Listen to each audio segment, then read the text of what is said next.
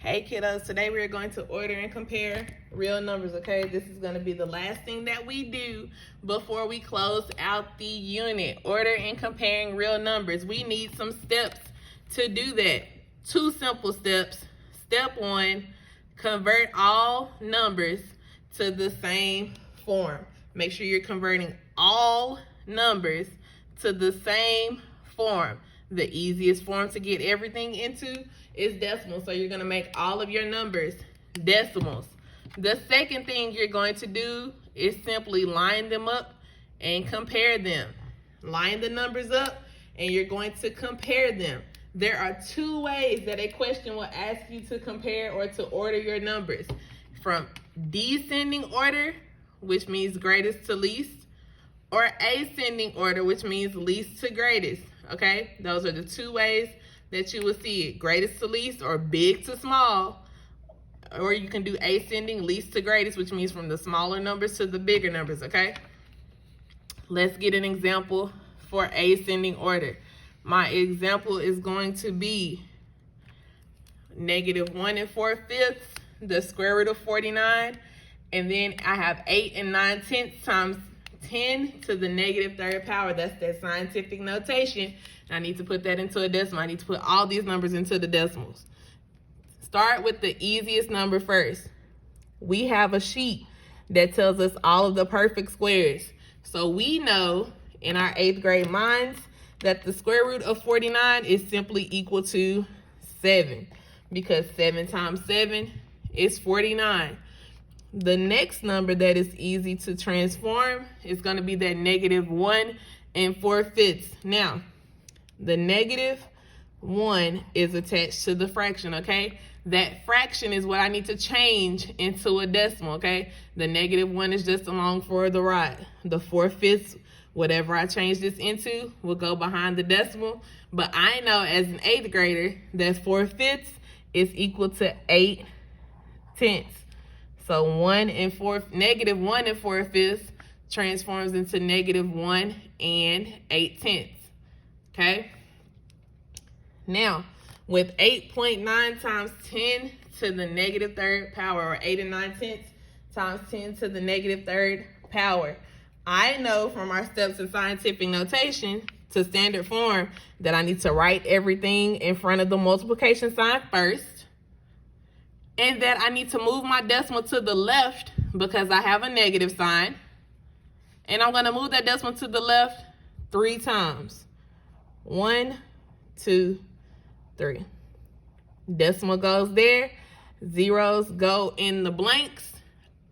8 9/10 times 10 to the -3rd power transforms into 89 10,000ths. Okay? Now, with these 3 numbers, we're going to write that number again and clean it up. With these 3 numbers, we changed them all into decimals. That was step 1. The next step is to just line them up and to compare them. Now, when I'm lining them up, that means I need to line my decimals up, okay? So we have -1 8/10.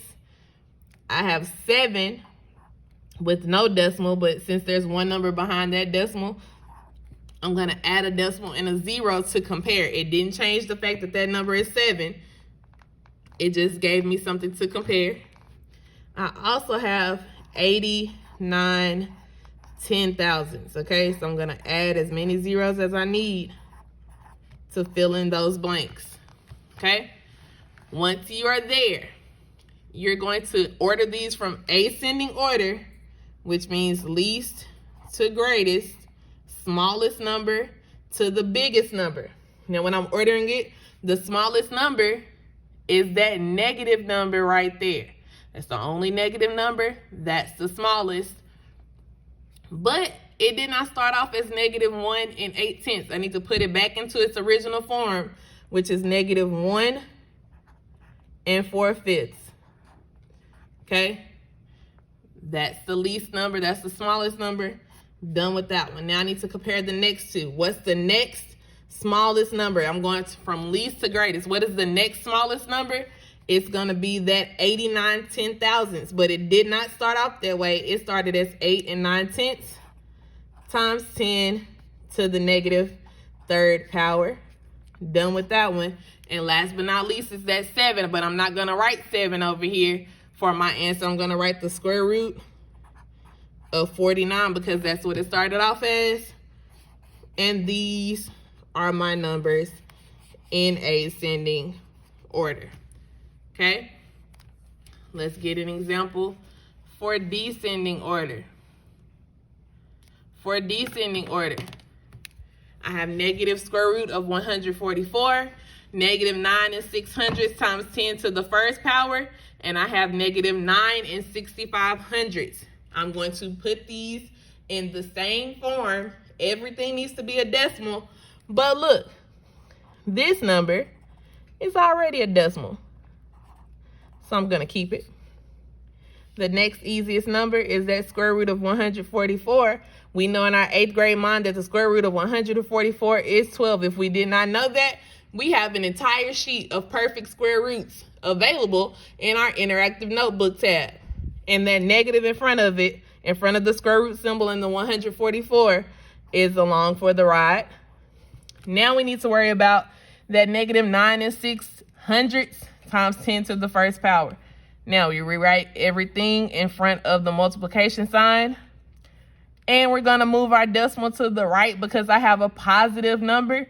We're going to move to the right one time because that's how many times our exponent tells us to end up with negative 90 6/10.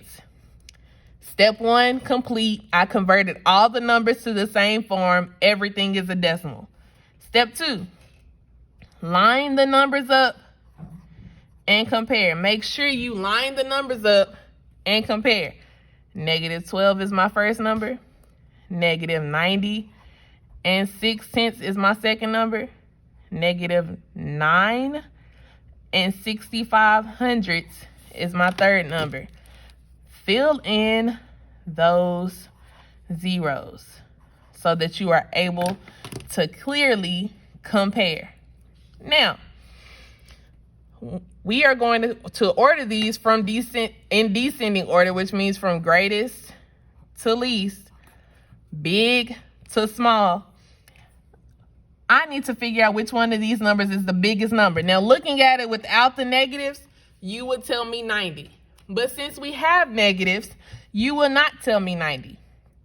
Remember, when we're dealing with negative numbers, the closer a number is to 0, the bigger it is. So in this case, 9 and negative 9 6500ths is closest to 0. So that is the greatest number. That is the biggest number. Negative 12 is the next biggest number because it's the next number that I come to. But it did not start off as negative 12. It started off as negative square root of 144.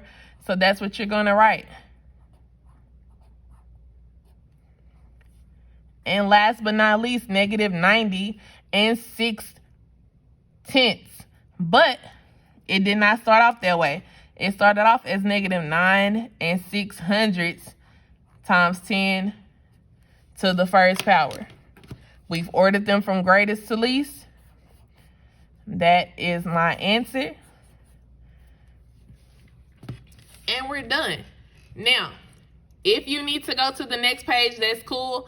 I definitely need to go to the next page. We're going to add some examples on our next page.